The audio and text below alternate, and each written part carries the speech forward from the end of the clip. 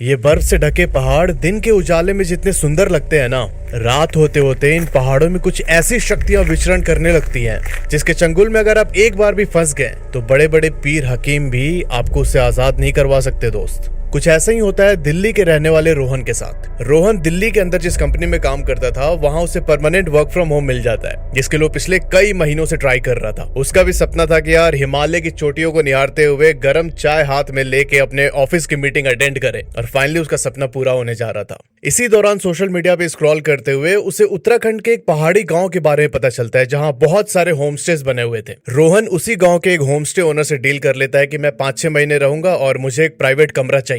अब कुछ दिन नेगोशिएशन करने के बाद फाइनली 6,000 रुपए में डील पक्की हो जाती है। उस कमरे में वाईफाई वगैरह सब कुछ लगा हुआ था। रोहन ये डील फाइनल करके दिल्ली से उत्तराखंड शिफ्ट हो जाता है। पर जब वो उत्तराखंड के उस गांव में पहुंचा तो उसे पता चला कि जो उसका कमरा है, जैसे ये मेन रोड है तो मेन रोड से थोड़ा नीचे उतर के 250-300 मीटर नीचे ट्रैक करके ऐसे सीढ़ी बनी हुई थी और फिर साइड में उसका कमरा था। ठीक है, वहां पे 2 रूम और बने हुए थे। बीच वाला रूम उसका था, उसके बाजू वाले रूम में एक लड़की रहती थी और इधर वाला जो रूम था पहला वाला, ये लॉक रहता था हमेशा। जो होमस्टे के ओनर के बेटे थे वो कभी कभार आके उसमें पार्टी वार्टी किया करते थे, तो उन्होंने उसे अपने लिए रखा था। रोहन तो पहले थोड़ा सा ये हुआ कि यार आपने बताया नहीं कि नीचे उतर के रोज मुझे जाना पड़ेगा, ऊपर आना पड़ेगा। बट जब वो नीचे गया और वहां से सामने का उसे जब व्यू दिखा ना, पूरी हिमालय की चोटी चमक रही है, तब वो बोलता है कि ठीक है यार, इतनी मेहनत तो मैं कर सकता हूँ, कोई दिक्कत नहीं है। रोहन उस कमरे में शिफ्ट हो जाता है अपना सामान वामान लेके। अब जो उसके बाजू वाला कमरा था जिसमें एक लड़की रहती थी, वो भी एक प्राइवेट कंपनी में जॉब करती थी और उसका भी वर्क फ्रॉम होम चल रहा था। रोहन के मन में लड्डू फूटने लगते हैं भाई साहब, और यही लड्डू से बहुत भारी पड़ने वाले थे।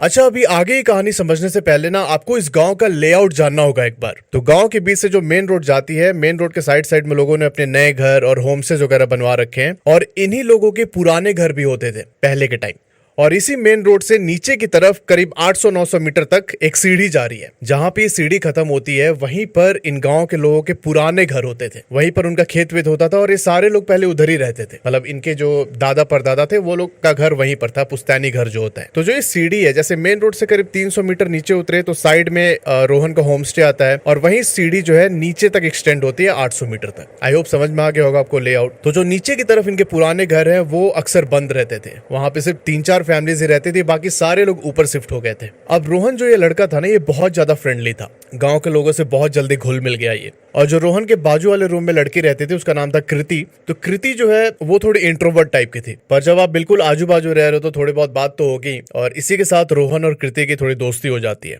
अब इनका एक सेट रूटीन था कि शाम को ऑफिस खत्म होने के बाद ये दोनों जो है गांव के अंदर टहलने वहलने के लिए निकलते थे, अपना कुछ खाते पीते थे और फिर वापस आ जाते थे। अभी रोहन को इस गांव में रहते कोई 2.5 महीने हो चुके थे। मार्च का समय आता है और इसे पता चलता है कि इस गांव में होली बहुत धूमधाम से मनाई जाती है। अब इनका एक पुराना रिवाज था कि गांव के सारे लोग होली से 2 दिन पहले, जो मैंने सीढ़ी बताई थी ना, तो सीढ़ी बिल्कुल नीचे तक जाती है पुराने गांव के साइड, तो एक पंडित के साथ अपने उस पुराने गांव पे जाते थे जहां पे इनके पुश्तैनी मकान वगैरह हैं, और वहां पे उनका एक मंदिर था उनके कुल देवता का। वहां पे पूजा वूजा करके और फिर ये वापस आ जाते थे। अब 2023 की होली में उन्होंने रोहन और कृति को भी इन्वाइट किया कि आप लोग भी चलिए हमारे साथ, एक बार देखिए हमारी होली कैसी होती है। रोहन और कृति गए नीचे तक और वहां जाके रोहन एकदम मेस्मराइज हो गया। अब जहां पर इन गांव वालों के कुल देवता का मंदिर था उसके पीछे पूरे चीड़ के पेड़ थे, पाइन ट्रीज, और उस पाइन ट्रीज से बहुत अच्छी सुगंध आ रही थी। और मंदिर से थोड़ी दूर पर ना एक फार्म जैसा एरिया था, बुग्याल बोलते उसको, और फार्म के साइड में एक तालाब था। अब बहुत बड़ा तालाब तो नहीं था और ना ही उसके अंदर ज्यादा पानी था, और उसके बीच में एक टीला जैसा बना हुआ था, एक छोटी पहाड़ी जैसी थी। रोहन ने नोटिस किया कि गांव के जो बच्चे हैं वो उस तालाब में ऐसे चल के, और जो बीच में टीला था उसके ऊपर जाके बैठ जाते हैं, और वहां से बैठ के वो लोग जो भी पूजा और सेलिब्रेशन हो रहे थे उसको देख रहे थे। अब ये सब देख के रोहन और कृति की आंखों में एकदम चमक आ गई। उन्होंने डिसाइड किया कि हम फिर से यहाँ पे आएंगे एक बार। शाम तक पूजा खत्म होती है और गांव वाले सारे ऊपर आ जाते हैं। रोहन और कृति भी अपने अपने रूम में चले जाते हैं। अगले 3-4 दिन तक बहुत अच्छी सेलिब्रेशन हुई होली की, और इस बीच कृति और रोहन के बीच जो फॉर्मेलिटी वाला स्ट्रिंग था वो टूट जाता है। ये दोनों जो है अच्छे दोस्त बन चुके थे अब। और एक दिन रोहन बोलता है कृति से कि यार जहां पर हम नीचे गए थे पूजा करने तालाब के किनारे, चल ना वहां पे हम कैंपिंग करेंगे जाके। कृति बोलती है कि यार आइडिया तो बहुत अच्छा है, पर पता नहीं गांव वाले मानेंगे कि नहीं। रोहन बोलता है उसकी टेंशन मत ले, वो मैं मैनेज कर लूंगा। अब रोहन की इतनी अच्छी बॉन्डिंग हो चुकी थी गांव वालों से कि इस चीज के लिए उसे ज्यादा मशक्कत नहीं करनी पड़ी। पर जो इसके होम स्टे के ओनर थे उन्होंने बोला कि यार ठीक है कैंपिंग करो तुम, अब तुम्हारी जिद है तो करो, वैसे तो हम अलाउ नहीं करते, बट बहुत ध्यान से करना। पीछे जो पाइन ट्रीज के जंगल है उससे कभी कभार लेपर्ड जो है आ जाते हैं गाँव के अंदर, तो तुम अपने रिस्क पे ही कैंपिंग करना और रात को आग जला के रखना अपने टेंट के बाहर। ये लोग बोलते हैं ठीक है डन। अब रोहन और कृति दोनों अपने लिए कैंपिंग टेंट ऑर्डर करते हैं ऑनलाइन, और वो टेंट जो है 7-8 दिन के बाद डिलीवर होता है गांव के अंदर। इन लोगों ने तब तक पूरी तैयारी कर ली थी, एक्साइटेड भी थे बहुत ज्यादा कि ये हम कैंपिंग करेंगे जाके। बट उनको आइडिया नहीं था कि उनके साथ कोई और भी कैंपिंग कर रहा होगा भाई साहब। फाइनली वो दिन आ जाता है, रोहन और कृति अपना अपना टेंट लेके जाते हैं उस तालाब के किनारे। वहाँ पे रात को कैंपिंग वैम्पिंग करते हैं, स्टार गेजिंग करते हैं, सब कुछ बहुत बढ़िया रहा। इन दोनों ने अलग अलग टेंट लगाया हुआ था, और ये लोग अपने साथ खाने वाने का कुछ सामान लेके गए थे, क्योंकि गाँव वालों ने मना किया था कि वहाँ पे कुछ बनाना मत, अगर कुछ कुक करोगे तो स्मेल सूंघ के लेपर्ड जो है आ सकता है तुम्हारे पास। तो ये लोग अपना खाना वाना खा के शाम के टाइम में और कुछ अपना स्नैक्स लेके गए थे। तो वहाँ पे ये लोगों ने अच्छा से कैंपिंग किया, स्टार गेजिंग किया, और फिर अगली सुबह 6 बजे तक वापस आ गए अपने अपने कमरे में। अब उनको उस दिन कैंपिंग करके इतना ज्यादा अच्छा लगा कि उन्हें इसकी लत लग गई। हर दूसरे दिन वो लोग पहुंच जाते थे अपना टेंट लेके उधर कैंपिंग करने के लिए। तो बेसिकली नीचे उतर के यहाँ पे 3-4 घर थे, जैसे मैंने बताया था। यहाँ पे मंदिर था, नीचे बुग्याल, और यहाँ पे तालाब, तालाब के बीच में टीला, और यहाँ पे बुग्याल के पास ये लोग कैंपिंग करते थे। ठीक है, अब ये कैंपिंग का सिलसिला करीब 1 महीने तक चला, और इस दौरान रोहन और कृति के बीच जो दोस्ती वाला रिश्ता था वो उससे ऊपर उठ जाते हैं। इन दोनों को प्यार हो चुका था एक दूसरे से। अब जाहिर सी बात है कि प्यार हो चुका था तो 2 टेंट लेके क्यों जाएंगे, एक ही टेंट में ये लोग साथ में रहेंगे वहां पे। अब रोहन और कृति ने आपसी सहमति से एक बड़ा सा 2% टेंट ऑर्डर किया अपने लिए, और ये टेंट उनको 6-7 दिन में उनके होम स्टे पे डिलीवर हो जाता है। और उसी रात वो टेंट लेके दोनों पहुंच जाते हैं तालाब के किनारे कैंपिंग करने के लिए।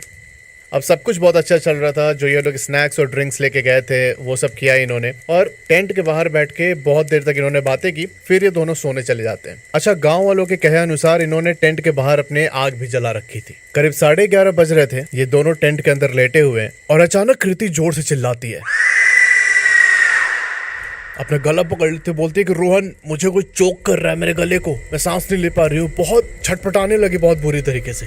रोहन ने देखा कि यार ये क्या हो रहा है कृति को। अब उसे कुछ समझ में नहीं आ रहा था। एकदम कृति पसीने में भीगी हुई और बहुत चिल्लाने की कोशिश कर रही है, बोलने की कोशिश कर रही है, बोल नहीं पा रही। उसका गला एकदम चोक्ड हो रखा है, ऐसे बस पकड़ी हुई है अपने गले को।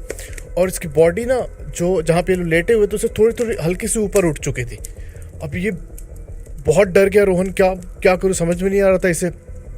अब ऐसा लग रहा था कृति का कि आंखें उसकी बाहर आ जाएंगी, इतनी बुरी तरीके से कोई चोक कर रहा था।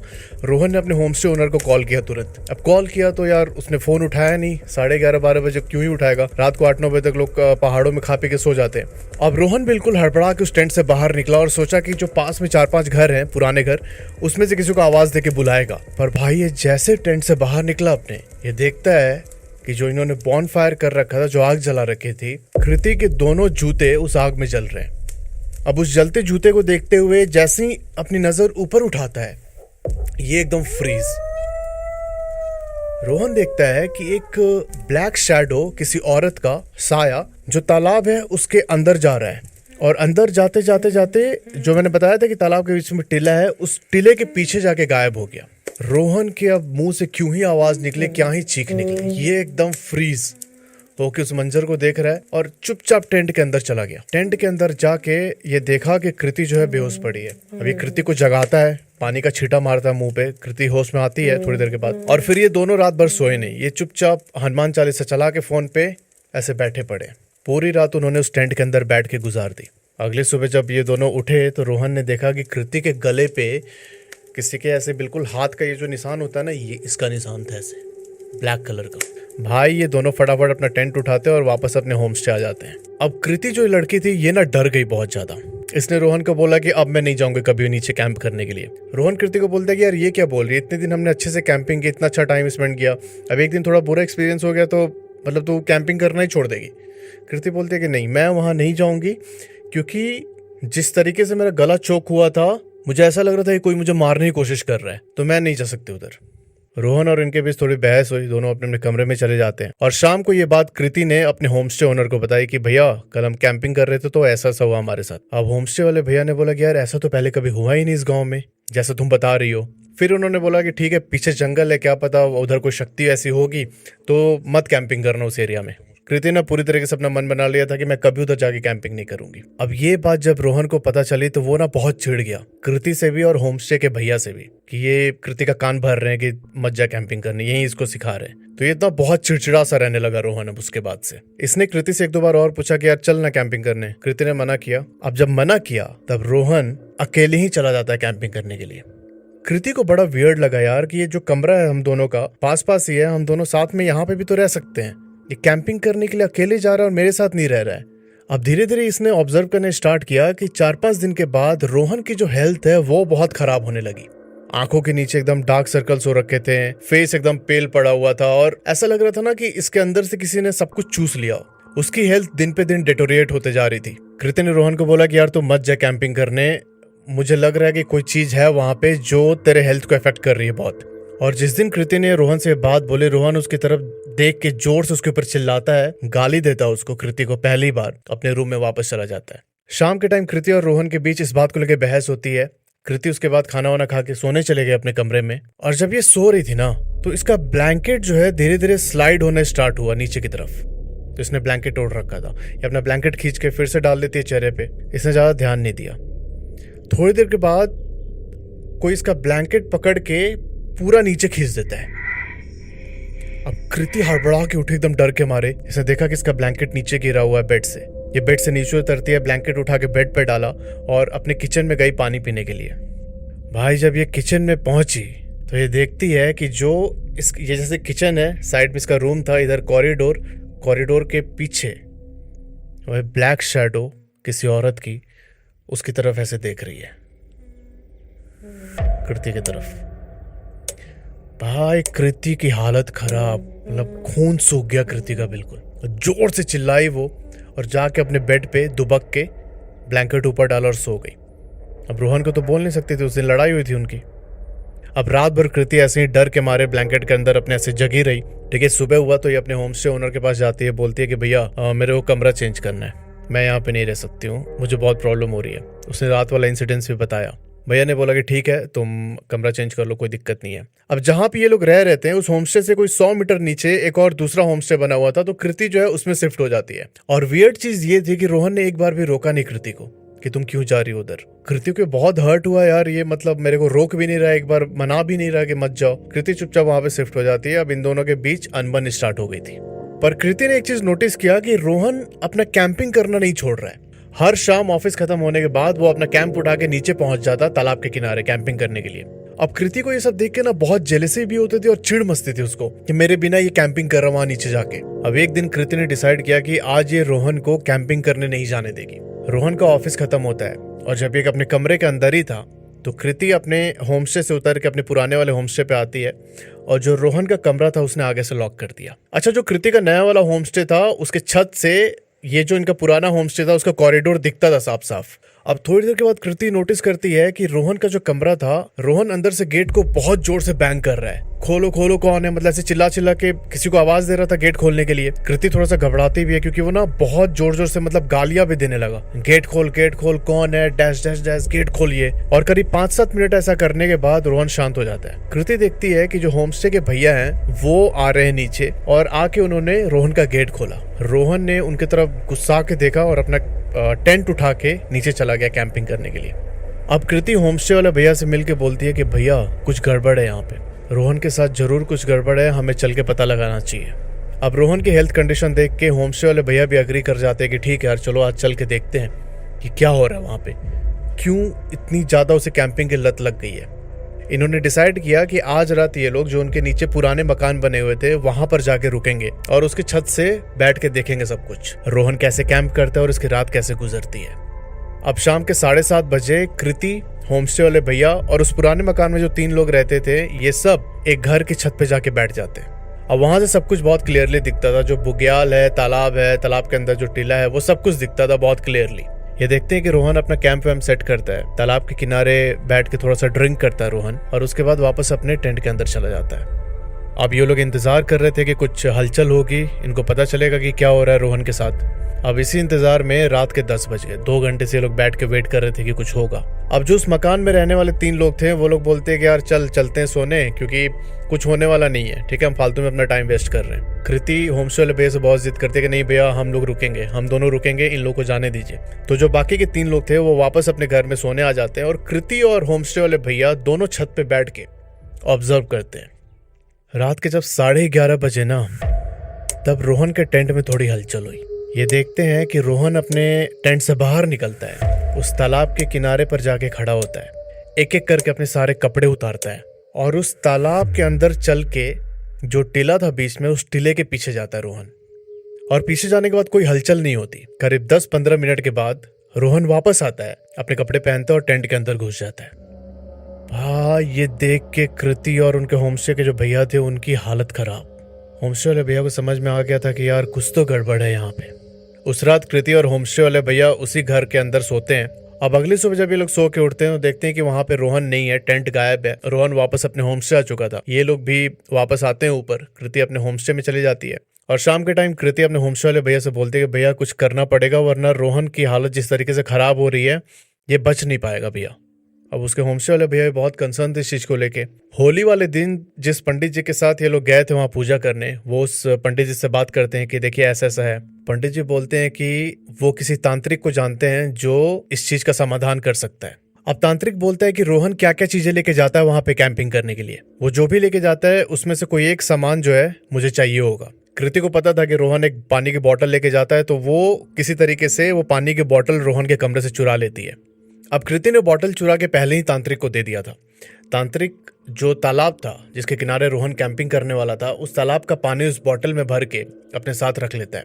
अब जब रोहन उस तालाब के किनारे कैंपिंग करने पहुंचा, उसी रात कृति, होमस्टे वाले भैया और तांत्रिक साथ में वो बोतल लेके उस वाले छत पे जाके बैठ गए थे जहां से इन्होंने ऑब्जर्व किया था रोहन को। तांत्रिक जो अपनी क्रिया शुरू करता है। रात के 11:30 बजते हैं। रोहन वहीं अपने टेंट से बाहर निकलता और कपड़े उतार के उस टीले के पीछे जाता है। इसी बीच तांत्रिक ने उस बोतल के जो पानी में क्रिया किया था उसके अंदर एक रिफ्लेक्शन देखा। एक 26-27 साल की लड़की थी जिसका रिफ्लेक्शन उसे पानी में दिख रहा था। अब जो भी इनकी सिद्धि थी उसके द्वारा इन्होंने उस औरत से बात करने स्टार्ट किया कि तुम कौन हो, क्यों रोहन को ऐसे परेशान कर रखा है। तो वो औरत बोलती है कि मेरा नाम सुनिधि है। और फिर जो उसने बात बताई, ये सुन के सबके होश उड़ गए भाई। तांत्रिक उस रात अपनी क्रिया खत्म करते हैं, पूजा वूजा करते हैं। अगली सुबह जब रोहन अपने होमस्टे वापस आते हैं तो ये लोग भी उसके पीछे पीछे उसके होमस्टे तक आते हैं। अब कृति, तांत्रिक और होमस्टे वाले भैया रोहन के कमरे के सामने खड़े हैं। डोर नॉक किया, रोहन बाहर निकलता है। और बाहर निकलते ही तांत्रिक ने पूछा रोहन से कि सुनिधि कौन है बेटा। भाई साहब, जैसे ही रोहन ने सुनिधि का नाम सुना उसके पैरों तले जमीन खिसक गई। शरीर से टप टप टप टप पसीना निकल रहा है रोहन के। उसे समझ में आ गया था कि जो भी अभी तक इसने छुपा के रखा था कृति से, उसका पोल खुल चुका है। ये लोग समझाते हैं रोहन को कि बेटा बताओ तुम्हारे साथ ऐसा ऐसा हो रहा है, अगर नहीं बताओगे तो खत्म हो जाओगे तुम थोड़े दिन में। रोहन बताते हैं कि सुनिधि जो है मेरी एक्स वाइफ है। 1 साल पहले कार एक्सीडेंट में उसकी डेथ हो चुकी थी और इन सब से बाहर निकलने के लिए रोहन पहाड़ों में आके अकेले रहना चाहता था। तांत्रिक पूछता है कि तुमने उनका क्रियाक्रम जो है सही से कराया था, अंतिम संस्कार। रोहन बोलता है कि हाँ, हमने पूरे रीति रिवाज से उनका क्रियाक्रम जो है सब कुछ कराया था। तब तांत्रिक पूछता है कि उसकी कोई ऐसी चीज है क्या जो अभी तुम्हारे पास है। रोहन बोलता है कि नहीं, ऐसा तो कुछ नहीं है, सब कुछ दिल्ली में ही है, उसी घर में जहां मैं रहता था। अब रोहन रिकॉल करने की कोशिश कर रहा था कि यार सुनिधि की ऐसी कौन सी चीज है मेरे पास। और अचानक उसका ध्यान जिस टेबल पे वो बैठ के काम करता था उस पे जाता है। उस टेबल पर रोहन का वॉलेट रखा था। इसने बोला शिट, वॉलेट लेके आया ये। और उस वॉलेट के अंदर वाले पैकेट में सुनिधि की एक फोटो थी। अब जैसे ही वो फोटो रोहन बाहर निकालता है, तांत्रिक उसे अपने हाथ में ले लेता है।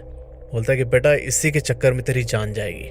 अब अगले दिन तांत्रिक अपनी पूरी क्रिया करते हैं ताकि सुनिधि की जो आत्मा है रोहन का पीछा छोड़ दे। उस पूजा में उन्होंने सुनिधि की जो फोटो थी वो जला दी। और इस क्रिया के 3-4 दिन के बाद से ही सब कुछ बिल्कुल नॉर्मल हो जाता है। बट कृति के साथ तो धोखा हुआ था। रोहन ने इतनी बड़ी बात छुपा के रखे थे उससे, इसलिए कृति फिर से वापस रिलेशनशिप में नहीं आती है। कृति अपने नए होमस्टे में रहती है और रोहन कुछ दिनों के बाद अपना सामान वामान पैक करके वापस दिल्ली चला जाता है। तो दोस्तों, अगर